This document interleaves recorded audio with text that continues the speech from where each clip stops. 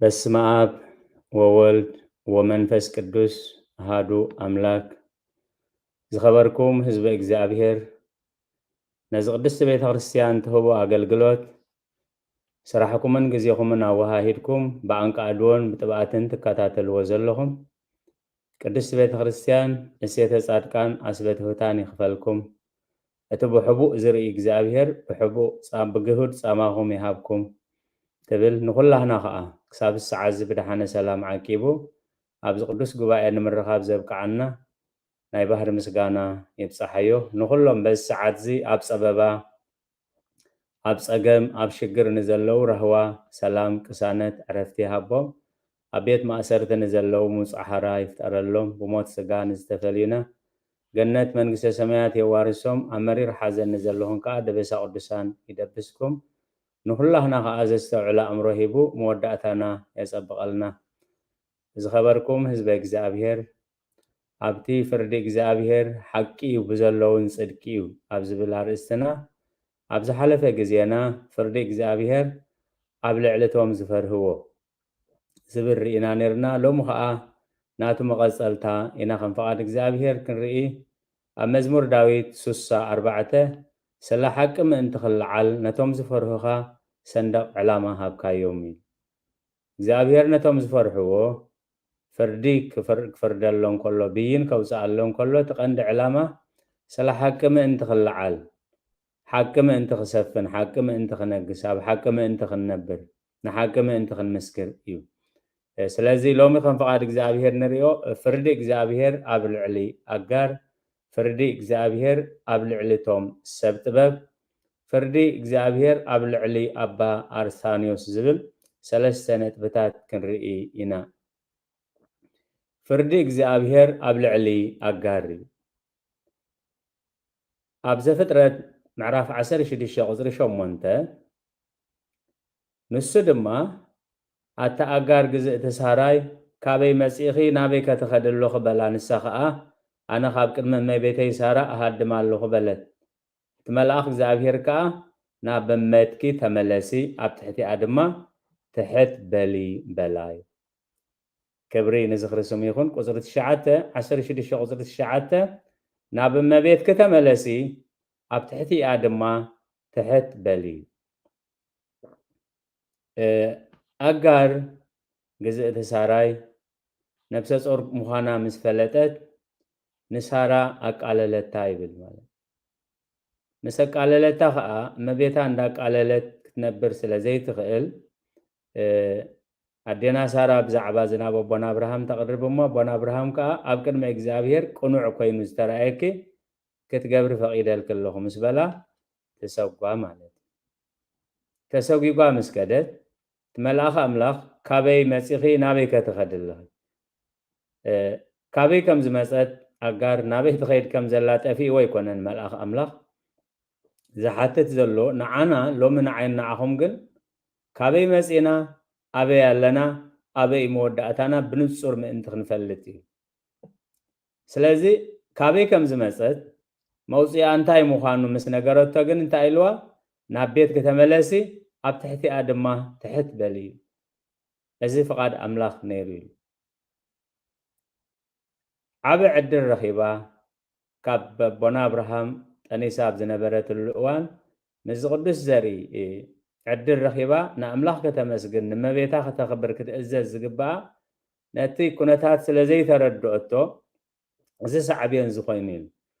ናብ መቤታ ተመልሻ ከዓ ከተገልግል ጀመረት እዩ። እዚ ናብ ቤትክ ተመለሲ ኣብ ትሕቲኣ ከዓ ናብ መቤትክ ተመለሲ ኣብ ትሕቲኣ ድማ ትሕት በል ዝብል መልእኽቲ ኣጋር ከተስተውዕሎ ይከኣለትን እዩ። ምክንያቱ ኣብቲ ድሕሪኡ ንሪኦ ኣብ ዘፍጥረት 29 21 ቁፅሪ 9 ቅሬታ ዘፍጥረት 21 ቁፅሪ 9 ክሳብ 12 ዘሎ ሳራ ድማ እቲ ኣጋር ግብፃዊት ንኣብርሃም ዝወለደትሉ ወዲ ከላግፅ ረኣየት እዩ። እግዚአብሔር ዘስተውዕሎ እምሮ ይሃበና። ንደቀና እንታይ ንምህሮም እንታይ ንገብር ንደቀና እንታይ ንምህሮም? ኣጋር ንባዕላ ንመቤታ ከተቃልላን ከተላግፀላን ጥራይ ዘይኣካ ይኣክልሲ ንእስማኤል ላግፂ ስለ ዝመሃረቶ ኣብ ልዕሊ ሳራ ዝወለደቶ ኣብ ልዕሊ ይስሐቅ ከዓ كلاجز سمعتوي اتصحافي ناي حق እግዚአብሔር እንታይ ኢሉ ከም ዘላገጽ ኣይተቀሰን ብድብድቡ ግን የላግጽ ስለዚ ንኣብርሃም ድማ ወዲ ዛባርያ እዚኣ ምስ ወደይ ምስ ይስሐቅ ኣይክወርስን እሞ ነዛባርያ እዚኣ ንወዳን ኣውፃእዮም በለቶ እዚ ነገር እዚ ከዓ ንኣብርሃም ብምክንያቱ ወዱ ኣዝዩ ክፉእ ኮይኑ ተራእዩ እዩ ምክንያቱ ወድኻ ስጎግ ወድኻ ጎሓፍ ክበሃል ከም ወላዲ ቀሊል ፈተና ይነበረን ኣምላኽ ድማ ንኣብርሃም በናይ ዝወድን በናይ ዛባርያን ክፉእ ኮይኑ ኣይረኣኻ ብይስሐቅ ይዘርኢ ጽዋዓልካ እሞ ብኩሉ ሳራ ትብለካ ቃል ስማዕ እንታይ ማለት እዩ ነቲ ወድኻ ከምቲ ሳራ ትብለካ ዘላ ኣውፂኻ ስጎጎ እዩ እግዚአብሔር ዘስተውዕሎ እምሮ ይሃበና ስለዚ ዕድል ረኺባ ናብ መቤትክ ተመለሲ ኣብ ትሕቲኣ ድማ ትሕት በል ተባሂሉ እግዚአብሔር መልኣኹ ገሊጽ ብመልኣኹ ገይሉ ገሊጽላ ኸብቅዕ ኣብ ኣኾነ ኣብ ወዳ ዝተለወጠ ህይወት ኣይነበረን እግዚአብሔር ዘስተውዕሎ እምሮ ይሃበና ስለዚ እቲ ተመሊሻቶ ዝነበረት እንደገና ከዓ ናብ ካልእ ከተመርሕ ኮላ ንርኢ ኣብ ቁጥሪ 17 ዘፍጥረት 21 ኢና ዘለና ኣምላኽ ከዓ ድምፂ ትቆልዓ ሰምዐ እግዚአብሔር ኩሉ ግዜ ብዘይ ዕረፍቲ ይውስን ንሕና ይረዳእና ንድሕነትና ንጠቕመና እግዚአብሔር ኩሉ ግዜ ይውስን መልኣኽ ኣምላኽ ድማ ንኣጋር ካብ ሰማይ ፀዊዑ ኣጋር እንታይ ኮንኪ ኢኺ ኣምላኽ ድምፂ ትቆልዓ ኣብታ ዘለዋ ሰሚዕዎ እሞ ኣይትፍርሒ ኣምላኽ ድማ ዓይና ከፈተላ ዕላማይ ከዓ ረኣየት ከይዳ ከዓ ሓርባ መሊኣ ነቲ ቆልዓ ኣስተየቶ እግዚአብሔር ዘስተውዕሎ እምሮ ይሃበና ስለዚ ኣጋር እዚ ኩሉ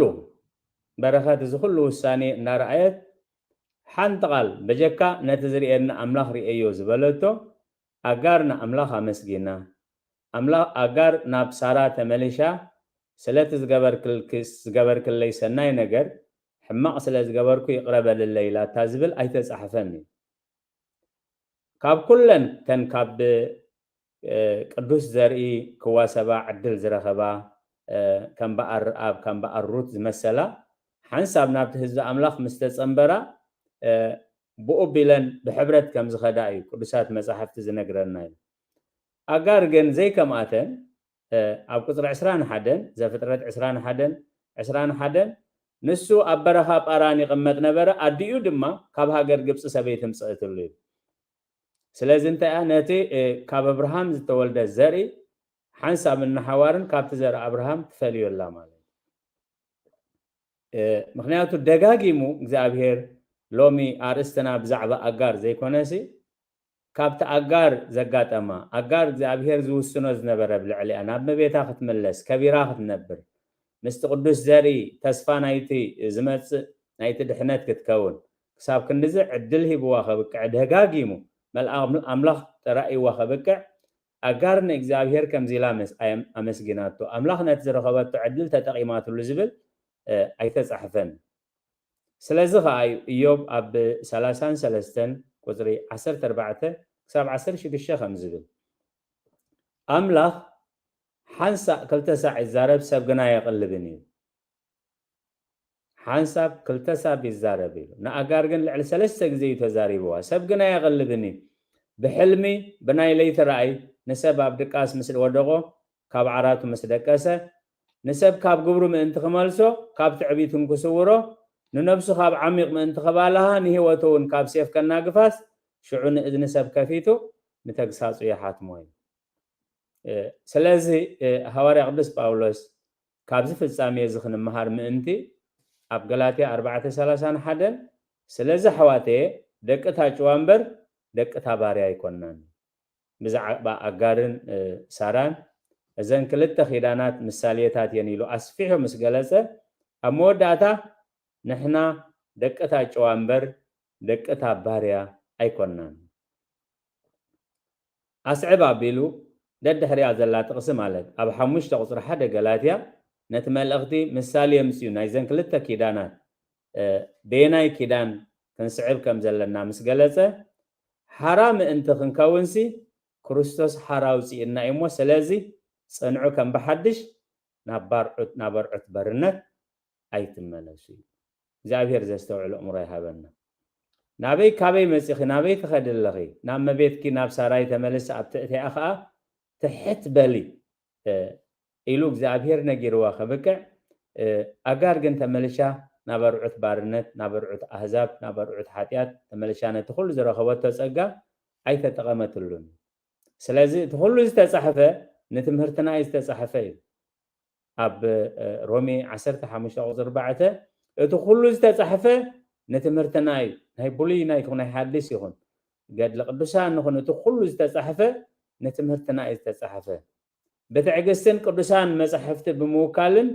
እንታይ ክንረክብ ድሕነት ክንረክብ ህይወት ክንረክብ ምእንቲ እዩ ስለዚ ሓራ ምእንቲ ክንከውንስ ክርስቶስ ሓራ ውፅኢና እዩ ስለዚ ጽንዑ ከም በሐድሽ በርዑት ባርነት ኣይትቆረኑ ስለዚ ንሕና ደቅታ ጨዋ እምበር ደቅታ ባርያ ኣይኮናን ንኽንብል ተቢዕና ሓይሊ ንኽንረክብ ምእንቲ እንታይ ኢሉ ጽንዑ ከም በሐድሽ እውን ናበርዑት ባርነት ኣይትቆረኑ እግዚአብሔር ነቶም ዝፈርሕዎ ሰንደቅ ዕላማ ይህቦም ስለዚ ከዓ ይቦና ዳዊት ምልክት ደሓን ግበረለይ እንዳበለ ዝጽሊ ዝነበረ ስለዚ ፍርዲ እግዚአብሔር ኣብቶም ሰብ ጥበብ እዞም ሰብ ጥበብ ኣብ ልደት ጎይታና ኢየሱስ ክርስቶስ ዝተሳተፉ እዮም እዩ ማቴዎስ 2:1 ክሳብ 2 ከም ነንብቦ ኢየሱስ ብዘበን ንጉስ ሄሮድስ ኣብ ቤተልሔም ናይ ይሁዳ ምስ ተወልደ እንሆ ሰብ ጥበብ እቲ ተወልደ ንጉስ ኣይሁድ ኣበይ ኣሎ ኮኸቡ ካብ ምብራቕ ርኢና እሞ ክንሰግደሉ መጺና እናበሉ ካብ ምብራቕ ናብ ኢየሩሳሌም መጹ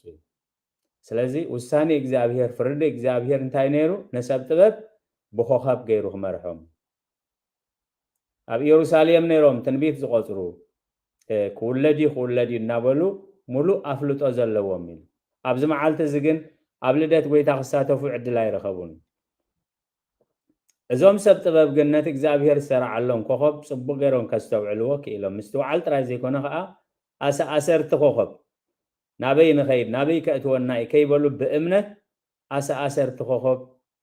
እናተመርሑ መፁ ይብለና ማለት ስለዚ ኮኸብ ኣብቲ ጎይታ ኢየሱስ ክርስቶስ ዘለዎ ኣብጽሒዎም ዕጣንን ወርቀን ከርቤን ሒዞም ኣምልኾ ከም ዝፈጸሙ ቅድሚ መብጽሑ ግን ኣብ ከተማ ኢየሩሳሌም ምስ ኣተው ኣበይ ኣሎ ዝተወልደ ንጉስ እንዳበሉ ክሓቱ ከለዉ ሄሮድስ እንታይ ኢልዎም ኣይፈልጥን እየ ከይብል ነቶም ሊቃውንቲ ሓቲቱ ኣበይ ዝውለድ ክርስቶስ ኢሉ ንሳቶም ከዓ መጽሓፍቲ ግንጽል ኣቢሎም ኣብ ቤተልሔም ናይ ይሁዳ እዩ ምክንያቱ ኣብ ትንቢት ሚክያስ ከምዚ ተጻሒፉሉ ኢሎም ኣብቲ ዝውለደሉ ቦታ ብኸመይ ከም ዝውለድ ካበናይ ትንቢት ኣንቢቦም ነጊሮሞም እዮም ንሰብ ጥበብ ክነግርዎም ከለዉ ንዓቶም ክፈልጥዎን ምስኣቶም ክመፁን ግን ፍቃደኛታት ኣይነበሩን ስለዚ ሄሮድስ ካብቶም ሊቃውንቲ ሓቲቱ ነጊርዎም ኣብ ቤተልሔም እዩ ዘሎ ከይድኩም ምስ ረኸብኩሞም ምስ ሰገድልኩም ግን ንዓይ ንገሩና ኣነ ከዓ ተመሊሰ ክሰግደሉ እየ ኢልዎም ብጉርሒ ብኽፍኣት ክሰግደሉ ዘይኮነስ ክቐትሎ እዩ ኣብ ማቴዎስ 2 ኢና ዘለና ኣብ ቁጽሪ 9 ንሳቶም ከዓ ካብ ንጉስ ሰሚዖም ከዱ እንሆ ከዓ እቲ ኣብ ምብራቕ ዝረኣይዎ ኮኸብ ኣብ ልዕሊ እቲ ሕፃን ዘለዋ ቦታ መጺኡ ደው ክሳዕ ዝብል መርሖም እዩ ነቲ ኮኸብ ምስ ረኣይዎ ኣዝዮም ብዙሕ ሓጎስ ተሓጎሱ ናብ ሄሮድስ ከይመለሱ ብሕልሚ ምስ ተራእዮም ድማ ብኻልእ መገዲ ናብ ሃገሮም ተመለሱ ወኣመሮሙ መልአክ እንተካልእ ፍኖት እዩ ስለዚ እቲ መልአክ ከዓ ብኻልእ መገዲ መርሖም ወኣመሮሙ መልአክ كما يجبوا بهرم انتكال فنوت بحلم مسترعيهم دما بخالق مجدي نابها جروم تملسي اتسترعيهم ملأخ ناب هيرودس خيتملسو هيرودس زنيو هيرودس خمس ثلاث حسبي خمس بلوكم هيرودس حسيو كما يبلوم مجدهم جن ناب هيرودس نخيملسو جن بخالق مجد مرحوم نتمرحوم زلو خا أساسيهم ثلاث تردهم بزمسينا هيرودسنا باي تمولوسي لنا حجرا نبي نخيد علينا كيبلو مستوعال بمستوعال باتك እግዚአብሔር بتمل املاخ زمرحم نبعدهم كم استملسو يقال እግዚአብሔር زمهرنان زلب منان زخبركم حزب እግዚአብሔር እዚ كاب بولي كيدان كاب حدث كيدان زرعنايو أبوتاتنا خميو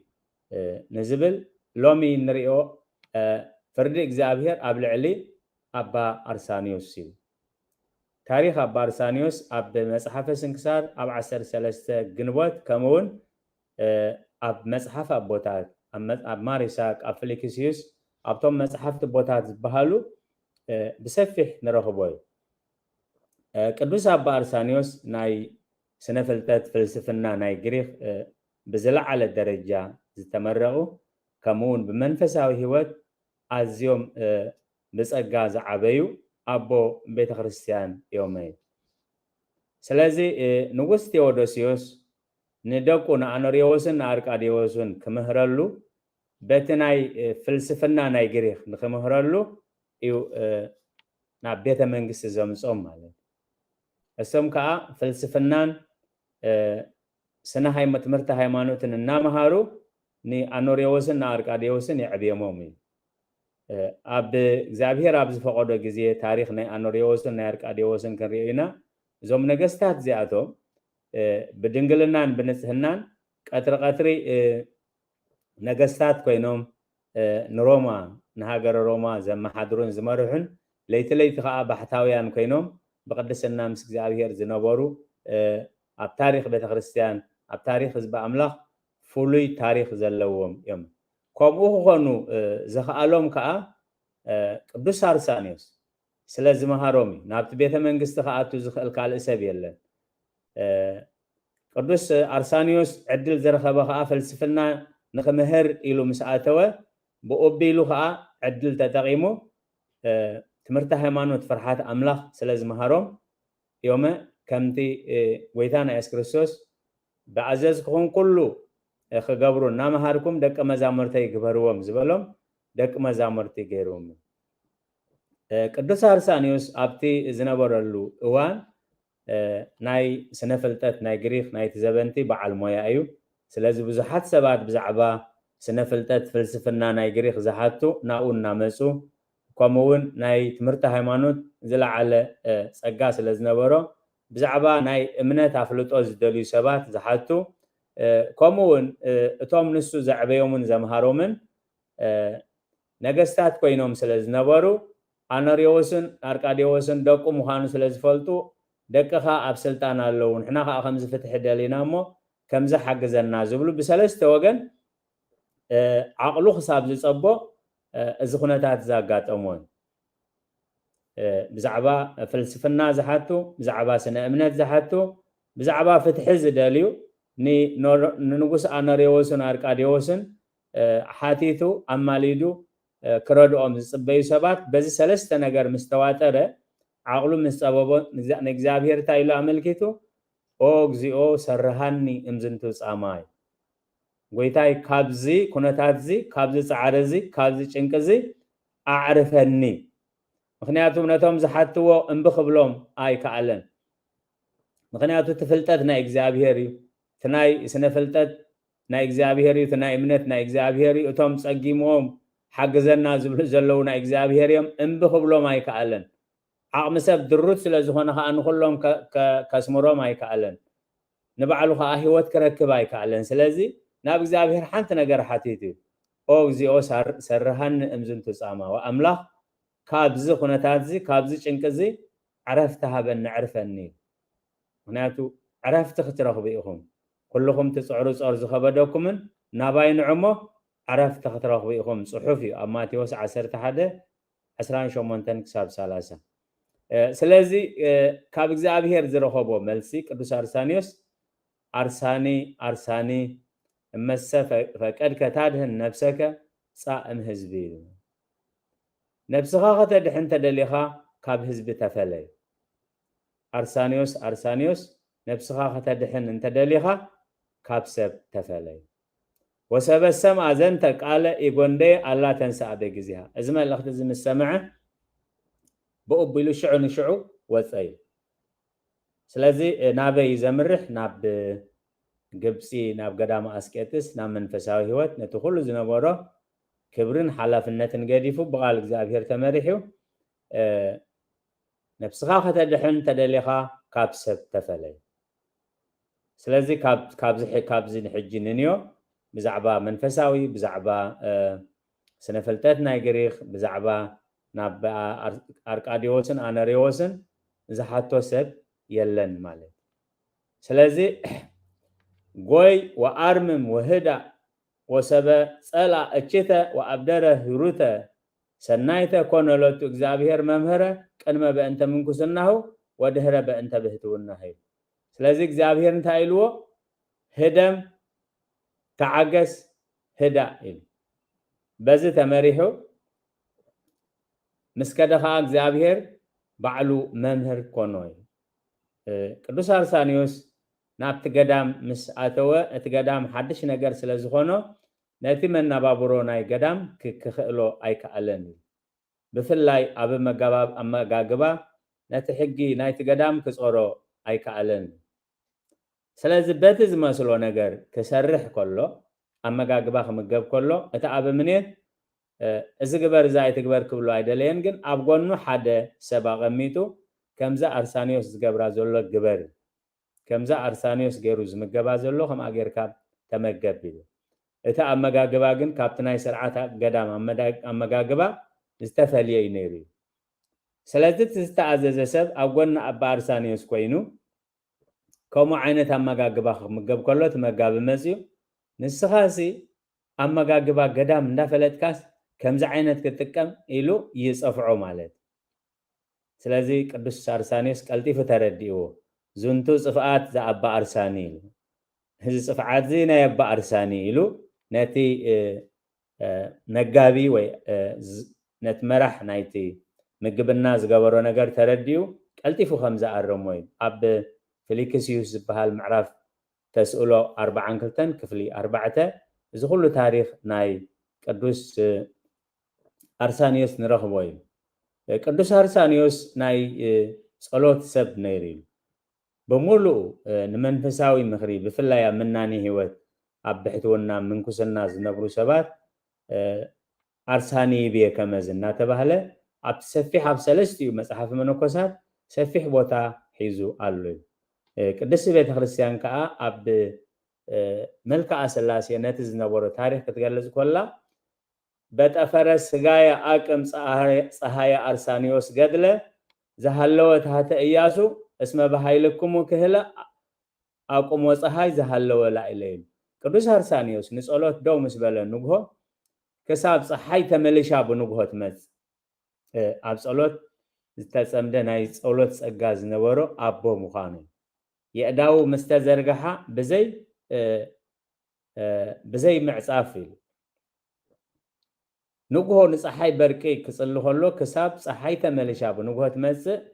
إلو ناي تزرقحو بزي مربراب ناي صلوت سب كم زنبره إيو قال እግዚአብሔር زمهرن ناي زهالو تايته إياسو كما بحيلكم وكهله زبله مسنا إياسو تاريخات تحيزو كم صخلو إياسو ندك إسرائيل بوتوم ككافلوم كله نصحاي تطو كم زبلا እዚ ጸጋ ዝኸኣኻ ኣምላኽ ከም ዝረኸቦ በጠፈረ ስጋይ ኣቅም ፀሃይ ኣርሳኒዮስ ገድለ ኢሉ ኣምፂዎ ኣብ ኢያሱ ምዕራፍ 10 ቁጥሪ 12 ሽዑ በታ እግዚአብሔር ንኣሞራውያን ኣብ ቅድሚ ደቂ እስራኤል ሕሊፉ ዝሃበላ መዓልቲ ኢያሱ ንእግዚአብሔር ተዛረቦ ኣብ ቅድሚ ደቂ እስራኤል ድማ በለ ኣትፀሓይ ኣብ ግባዕን ደው ኢል ክጽንሒ ኣትወርሕውን ኣብ ሎሶ ኣያሎን ኣብ ቁጥሪ 13 ሽዑ እቲ ህዝቢ ንጸላእቱ ሕነ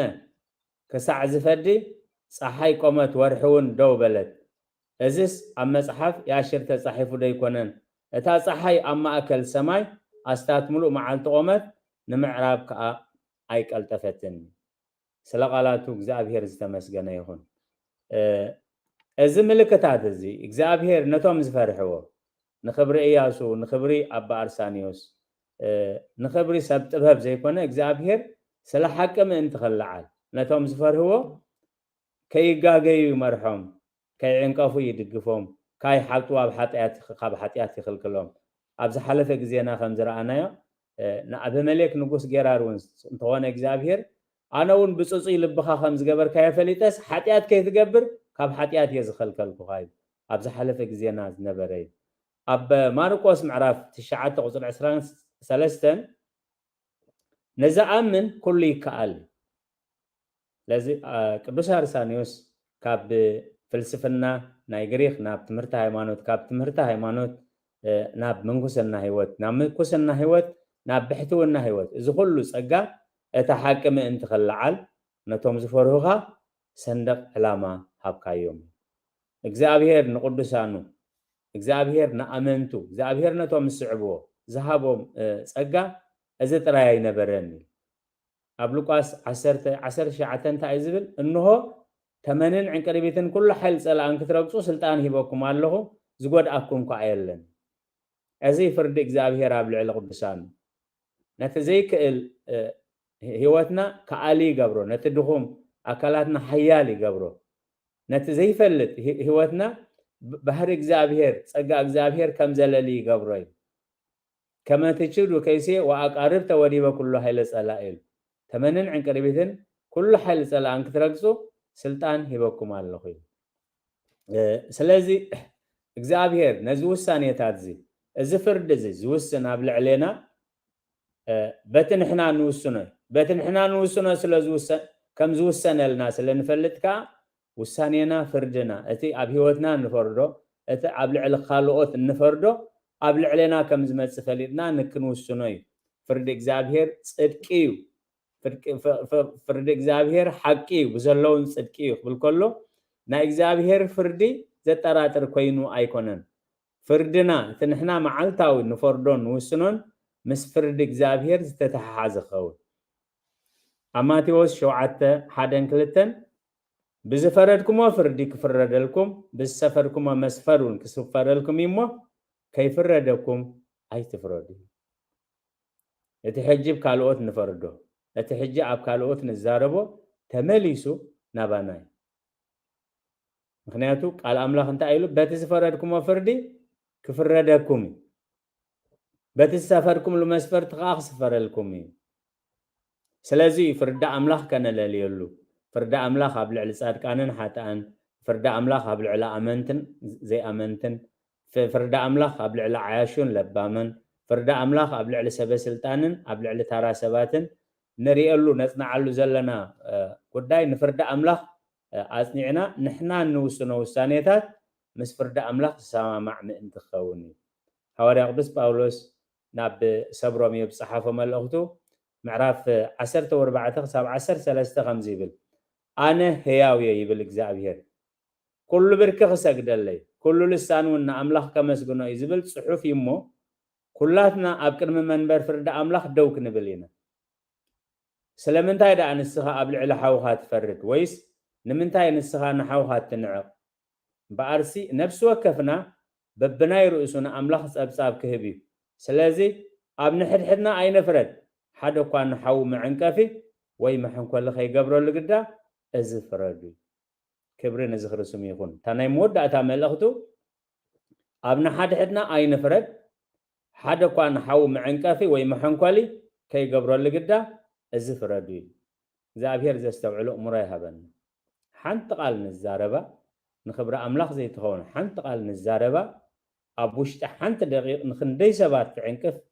ንክንደይ ሰባት ናብ ሓጢኣት ትመርሕ ንክንደይ ሰባት ናብ ጽልእ ትመርሕ ንክንደይ ሰባት ናብ ሸራ ትመርሕ ኣዝና ክነስተውዕሎ ምእንቲ ኣብና ሓድሓድኩም ኣይንፍረድ ኣብና ሕድሕድና ኣይንፍረድ ሓደ እኳ ንሓው መዕንቀፊ ወይ መሐንኮሊ ከይገብረሉ ግዳዚ ነዚ ፍረዱ እዚ ኣርእስትና ፍርዲ እግዚአብሔር ኣብ ልዕልቶም ዝፈርህዎ እዚ እንተኮይኑ ፍርድና ከንታይ ክኸውን ኣሎ ኣብና ሓድሕድና ኣይንፍረድ እዩ ሓደ እኳ ንሓው መዕንቀፊ ወይ መሐንኮሊ ከይገብረሉ ግዳ እዚ ፍረዱ እዩ ምክንያቱ ሓደ ሰብ ብዝዕንቀፍ እቲ ሓደ ተዓንቂፉ ብዝወድቆ እቶም ንዕንቅፍ ሰባት ሳዕብየኑ ክንደይ ምዃኑ ክርዳእና ኣዝዩ ሰናይ ነገር እዩ ምክንያቱ ኣብ ሉቃስ ምዕራፍ 17 ቁፅሪ 1-2 ከቢድ መጠንቀቕታ ተቐሚጡሎ መዕንቀፊ ከይመፅእ ኣይተርፍን እዩ ነቲ ብሰሩ መዕንቀፊ ዝመፅእ ግና ወይሉ ካብዞም ንኣሽቱ ንሓደ ካብ ዘስሕትሲ መጥሓን ኣድግብ ክሳዱ ተኣሲሩ ናብ ባሕሪ ክድርበ ምሐሾ ነይሩ ምክንያቱ ንኻልኦት ክንዕንቅፍ ከለና ክሳብ ክንደይ ታሪክና ከም ነባላሹ ንኻልኦት ክንዕንቅፍ ከለና ክሳብ ክንደይ ንኽብሪ ኣምላኽ ከም ንሕስሮ ስጋብ ክንደይ ንቃል እግዚኣብሔር ከም ዝነዓቕ ከም ንገብሮ ንቤት ኣምላኽ ከም ዝጽሙ ከም ንገብሮ ሰባት ኣብ ክንዲ ንቤት ኣምላኽ ዝብህጉ ሰባት ኣብ ክንዲ ናብ ቤት ኣምላኽ ዝመጹ ተዓንቂፎም ብኡ ገይሮም ዝተርፍሉ ዘመን ብዙሕ ግዜ ኣብ ታሪክ ህዝቢ ኣምላኽ ተጠቒሱሉ እዩ ኣብ ታሪክ እንዳ ካህን ኤሊ ተጻሒፉ ከም ዘሎ ኣብ መጽሓፍ ሳሙኤል ካብ ምዕራፍ 1 ምዕራፍ 2 ጀሚሩ ከም ንሪኦ እንታይ እዩ ዝብል ደቂ ኤሊ ገና ደቂ ብልያል ነበሩ ንእግዚኣብሔር ከዓ ኣይፈልጥዎን ነበሩ ሕጂ ናታቶም ጥራይ ኣይኮነን ቃል እግዚኣብሔር ከዓ ውሒዱ ነበረ ረኣይ እውን ኣይነበረን እቲ ሰብ ከዓ እቲ ኣማኒ ከዓ ነቲ ቤተ ኣምላኽ እንታይ ይገብሮ ነበረ ይንዕቆ ነበረ ምክንያቱ ኣብ ቤት ኣምላኽ ከይድና ኣብ ክንዲ በረኸት መርገም ኣብ ክንዲ ጽቡቕ ሕማቕ ኣብ ክንዲ ቅድስና ርክሰት እንድሕር ዘጋጥመና ኮይኑ እንታይ ክንገብር ንቤተ ኣምላኽ ክንከይድ ኢሎም ቃል እግዚኣብሔር ኣይነበረን ቃል እግዚኣብሔር ውሒዱ ነበረ ረኣይ እውን ኣይነበረን እቶም ህዝቢ ከዓ ነቲ ቤተ ኣምላኽ ይንዕቅዎ ነበሩ ደጋጊሙ ብሰሪኹም ኢሉ ብሰሪኹም እቲ መገዲ እግዚኣብሔር ከይነዓቕ ኢሉ ደጋጊሙ ስለዚ እታ መወዳእታ መልእኽቲ ሃዋርያ ቅዱስ ጳውሎስ 14 ቁፅሪ 13 ተቐሚጥዋ ዘሎ ስለዚ ኣብ ንሓድሕድና ኣይንፍረድ ሓደ እኳ ንሓዉ መዕንቀፊ ወይ መሕንኮሊ ከይገብረሉ ግዳ እዚ ፍረዱ እዩ ስለዚ ኣነ መዓልታዊ ዝውስኖ ዘለኹ ውሳኔ ንዓይ ዝጠቅም ድዩ ዝጎድእ ኣነ ዝውስኖ ዘለኹ መዓልታዊ ዝውስኖ እቶም መጽናዕቲ ብዛዕባ ፍርዲ ብዛዕባ ውሳኔታት ዝውስኑ ሓደ ሰብ ኣብ መዓልቲ ብገምጋም ክንደይ ኣሽሓት ግዜ ከም ዝውስን ዝጠቅም ይኹን ዘይጠቅም ግን ተደሚሩ ክንደይ ውሳኔታት ከም ዝውስን ብፀብጻብ መጽናዕቲ ገይሮም ኣቐሚጦም ኣለዉ ስለዚ እቲ ንሕና ንውስኖ ንበረኸት ዝኸውን ድዩ እቲ ንሕና ንዛረቦ ብፍላይ ዘለናዮ ዘበን ናይ ማስ ሚድያ ዘበን ስለ ዝኾነ ሓንቲ ቃል ንዛረቦ ብፍላጥ ይኹን ብድፍረት ብዘይፍላጥ ይኹን ብስሕተት ሓንቲ ቃል ነውፆ ካብ ቃል እግዚኣብሔር ዝወፀ ኣንጻር ቃል እግዚኣብሔር ዝኾነ ብስምዒትና ንዛረቦ ንባህገና ነቲ ንሕና ንደልዮ ኢልና ንዛረቦ ግን ክሳብ ክንደይ ንህዝቢ ኣምላኽ ይዕንቅፍ ክሳብ ክንደይ ንቤት ኣምላኽ ይትንክፍ ክሳብ ክንደይ ንቤት ኣምላኽ የቃልል ብተግባር ኣብ ንሪእየሉ ዘለና ግዜ እዩ ስለዚ ቃል ኣምላኽ እንታይ ኢሉ ነፍሲ ወከፍና ብናይ ርእሱ ንኣምላኽ ፀብጻብ ክህብ ኢሉ ጽባሕ መንበር ፍርዲ ጠጠው ምስ በልና ብዛዕባ ካልኦት ኣይኮንናን ፀብጻብ ክንህብ ኣበይ ነርካ እንታይ ሰሪሕካ እዩ ስለዚ እዚ ስለ ዝኾነ ከዓ ኣብ ንሓድሕድና ኣይንፍረድ ኢሉ ሎሚ ካብቲ ዓለማዊ ንላዕሊ ኣብቲ ቤት ኣምላኽ ኣብ ቤት ኣምላኽን ኣብቶም ኣገልገልቲ ኣምላኽ ኢና እንብልን ዝረአ ዘሎ ህልኽን መግደራን እያለኻን የላቤለውን ቆፂርካ ዝውዳእ ኣይኮነን እዩ ሃዋርያ ቅዱስ ጳውሎስ ንከምዚ ዝመሰለ ህይወት ክገልጾ ከሎ ኣብ ቀዳማይ ቆሮንቶስ ምዕራፍ 5 እንታይ ኢሉ ዘሎ እቲ ብኣቶም ዝግበርሲ ንምዝራብ እኳ ዘሕፍር እዩ ይትረፍ ዶ ክትገብሮ ይትረፍ ዶ ክትዛረበሉሲ ተዛሪቦም ኢልካ ክትደግሞ እኳ ዘሕፍር ኢሉ ንከምዚ ዝመሰለ ነውሪ ከዓ ስለ ዘይርብሕ ኣቦታትና እንታይ ይብሉ ካብ ባህሊኡስ ደጋሚኡ እዩ ካብ ባህሊኡስ ደጋሚኡ እዩ እቲ ዝበለ ሰብ ፈሊጡ ድልዎ ብድፍረት ከይፈለጠ ድልዎ ብስሕተት ግን ነውሪ ስለ ዝኾነ ምድጋሙ እውን ስለ ዘየድሊ ካብ ባህሊኡስ ደጋሚኡ ምስቲ ሃዋርያ ቅዱስ ጳውሎስ ዝበሎ እቲ ብኣቶም ዝግበር ንምዝራቡ እኳ ዘሕፍር እዩ ዝበሎ ከዓ ምዝ ቃል እዚ ይሰማማዕ እዩ ስለዚ ህዝቢ እግዚኣብሔር ሎሚ ነብስና ክንርኢ ሎሚ ነብስና ኣብቲ መነፀር ዝኾነ ቃል እግዚኣብሔር የእቲና ነብስና ምስ ቃል እግዚኣብሔር ከመይ ኣሎ ወይ ከዓ ቃል ኣምላኽ ናብ ሂወትና ምፂና ከመይ ኣሎ ሂወትና ከመይ ኣሎ ውሳኔታትና ንውስኖ ውሳኔ ንኽብሪ ኣምላኽ ዲ ምክንያቱ ንሱ ኢና ንምሃር ቃል ኣምላኽ ንሱ ይምሂሩና ኣጋር መጀመርያ ምስ ተጋገየት ናብ መቤት ከተመለስ ትሕቲኣ ከዓ ትሕት በሊ ክብላ ከሎ እግዚኣብሔር ይቆም ኢልኒ እግዚኣብሔር ከዓ ይጋገን እዩ እግዚአብሔር ትሕት ክበል ክብለኒ ከሎ ከዓ ንዕብየተ እዩ እስመ በትህትና ረከበ ልዕልና ከም ዝብል ኣቆጢዐኪ እየ በዲለኪ እየ ኣቃሊለኪ እየ እሞ ቅረበልለ ኢላ ትሕት ኢላ ተመልሻ እንተትኸውን ኣብዚ ታሪክ እዚ ኣይመወደቐትን እዩ ኣርእስትና ግን ከምታ ቀዲምና ዝበልናዮ ብዛዕባ ኣጋር ኣይኮነን እቲ ኣጋር ዝተጋገየቶ ጌጋ ክንደይ ግዜ ተጋጊና ንኸውን እግዚኣብሔር ብቓሉ እግዚኣብሔር በገልገልቱ እግዚኣብሔር ብራእይ እግዚኣብሔር ብሕልሚ ብዝተፈላለየ ነገር ካብ ጊጋና ክንምለስ ካብ ኣበሳና ክንምለስ ካብ ትሪ ልብና ክንምለስ ካብ ዓመፅ ክምለስ ምሂሩና ሚዒዱናስ ክሳብ ክንደይ ኣስተውዒልናሉ ንኸውን ምክንያቱ ሰብ ኣይቕልብን ኢሉ ቃል ኣምላኽ ይቆም ኢሉ ኣብታ ቀዲምና ዝረኣናዮ ኣብ መፅሓፍ ኢዮብ ሰብ ኣይቕልብን እምበር ኣምላኽሲ ኩሉ ግዜ ይዛረብ ኣምላኽ ኩሉ ግዜ ይዛረብ ሰብ ግን እንታይ ኣይገብርን ሰብ ግን ኣይቕልብን ስለዚ መቕለብቲ ክንከውን ምእንቲ እዩ ሃዋርያ ቅዱስ ጳውሎስ ኣብ ንሕንሕድሕድና ኣይነፍረድ ሓደ እኳ ንሓዊ መዕንቀፊ ወይ መሐንኮሊ ከይገብረሉ ግዳ እዚ ፍረድ እዩ ስለዚ እቶም ቅዱሳን ኣቦታት እቲ ዝውሰን ዝነበረ ውሳኔታት ከይገልፅዎ ከለው ኣቦና ቅዱስ መቃርዮስ ኣብ እምነት ኮይኑ ንገዳመ አስቄጥስ ክመርሑ ከለው ሓደ ዝበደለ ፈላሲ ክፈርድዎ ደልዮም እሞ ኣብ እምነት ስለ ዝኾነ ኣብ ማእኸልና ተረኸብ ኢሎም ምስ ሓተትዎ እንታይ ኢልዎም ኣይመፅን እየ ኢልዎም ንስኻ ከይመፃኻ ከዓ ንሕና ኣይንውስን ኢና ምስ በልዎ ካሻ ሑፃ ዝተቐደ ካሻ ሑፃ ብድሕሪኡ ተሾሽ እንዳበለ ሒዞም ናብቲ ጉባኤ መፅዮም ምክንያቱ እቶም ቅዱሳን ኣቦታት ካብ ብቓል ንላዕሊ ብግብሪ ከረድኡ እዮም ዝደልዩ ስለዚ እንታይ ደኣ ካሻ ሑፃ ሒዝካ መፂኻ እቲ ካሻ ከዓ ቀዳድ ኮይኑ ይረኣኻዮን ብድሕሪኻ ተሾሽ እንዳበለ ነዚ ኩሉ መገዲ መሊእዎ ስለምንታይ ከምኡ ጌርካ ኢሎም ምስ ሓተትዎም ንሕና ብቅድሜና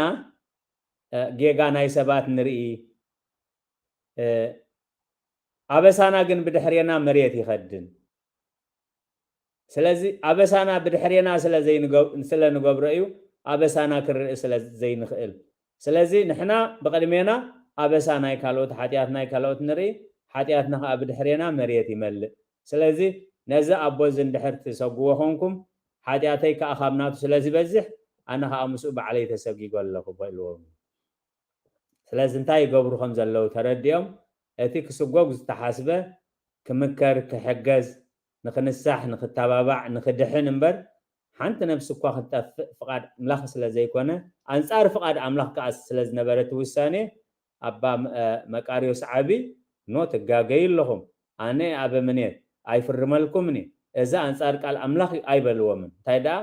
ብዝርዳእ ኣብነት ገይሮም ከምቲ ጎይታ ኢየሱስ ክርስቶስ ብምሳሌ ዘረድእ ዝነበረ ካሻ ሑፃ ተሾሽ እንዳበለ ሒዞም መፅዮም ሓጢኣትና ብድሕሪና መሬት ይኸድን ንሕና ከዓ ብቅድሜና ሓጢኣት ካልኦት ንርኢ ስለዚ ነዚ ግዝንዝን በዲሉ ኢልኩም ካብ ገዳም ትሰግዎ እንተደኣሊኹም ሓጢኣተይ ከዓ ካብ ናቱ ስለዝበዝሕ ኣነ ከዓ ከይሰገኩም ንከለኹም ባዕለይ ካብ ገዳም ተሰጊጎ ኣለኹ ይበልዎም ስለ ቃላቱ እግዚኣብሔር ዝተመስገነ ይኹን ስለዚ እዚ ኸበርኩም ህዝቢ እግዚኣብሔር ስለ ሓቂ ምእንቲ ክለዓል ነቶም ዝፈርሁኻ ሰንደቕ ዕላማ ሃብካዮም ኣብ ሓቂ ምእንቲ ክንነብር ንሓቂ ምእንቲ ክንፈልጣ ንሓቂ ምእንቲ ክንምስክር ንሓቂ ዋጋ ምእንቲ ክንከፍል ምክንያቱ ቃል ኣምላኽ እንታይ ኢሉ ዘሎ ሓቂ ሓራ ተውፅኣ እዩ ንሓቂ ክትፈልጥዋ ኢኹም ሓቂ ከዓ ሓራ ከተውፅኣኩም እያ ንሓቂ ስለ ዘይፈለጥዋ መን ይብሎም ከም ዘሎ ስለ ዘይፈለጡ ነቲ ቃል ኣይተጠቐሙሉን ሎሚ ታሪክ ከይድገም ኣባና ነቲ ንሓቂ ክትፈልጥዋ ኢኹም ሓቂ ከዓ ሓራ ከተውፅኣ ሓቂ ሓራ ተውፅኣ ዝበለ ኣብ ሓቂ ደው ክንብል እግዚኣብሔር ነቶም ዝፈርሕዎ ሰንደቕ ዕላማ ዝሃቦም ምልክት ድሓን ዝሃቦም ንምንታይ ዕላማ እዩ ምእንቲ ሓቂ ምእንቲ ክለዓል ኣብ ሓቂ ደው ምእንቲ ክብሉ ሓቂ ምእንቲ ክሰፍን ንሓቂ ምእንቲ ክምስክሩ ስለ ሓቂ ክብሉ ከዓ ኩሉ እቲ ዝግባእ ነገር ክሳብ ሂወት ዋጋ ንክኸፍሉ እዩ ስለዚ እዚ እምነት ከዓ እዚ እንዳተኸፍሎ እዩ ንሓቂ ክብሉ ሃዋርያት ነቢያት ኣቦታትና ሰማዕታት ብሰማዕትነት ዝሓልፉ ጣዖት ኣይነምልኽን ንእግዚኣብሔር ኣምላኽና ኣይንክሕድን እናበሉ ሂወቶም ዝኸፈሉ ኩሎም ቅዱሳን እግዚኣብሔር ብብሕትውናን بقدسنان بدنجلنان أبقدام الزنابرو علم نعاتهم زي تبكع خوينا إل هواري أولس نبراويان كقلص خلو علم نعاتهم زي تبكع خوينا إلوامو لو من إحنا خاء نحكم انت خل علمتهم زفورها صندق علامة هبكايوم كم زبل حقي حارة توسيامو أب حقي خنبر نحقي خنمسكر مس حقي خنسامامع نحقي خاء كله أجا خنكفل كم تام قدسان أبوتاتنا حق جبر عم جد بابور دكس زبلوا نحنا خاب حق خنبر محرات እግዚአብሔር አምላክናን ጸሎት كلهم قدسان أبوتاتنا مس كلنا يكون ጸጋ ቤታናን መድኃኒናን ኢየሱስ ክርስቶስን ፍቅረ አምላክን ሕብረት መንፈስ ቅዱስን ኣብ ጽርሐ ጽዮን ኣብ ልዕሊ ቅዱሳን ኣቦታትና ሐዋርያት ከም ዝወረደ ሕጂውን ኣብ ልዕለይን ኣብ ልዕሊ ኩልኹምን ዕፅፍን ድርብን ኮይኑ ይረድ ስለ ቃላቱ እግዚአብሔር ዝተመስገነ ይሁን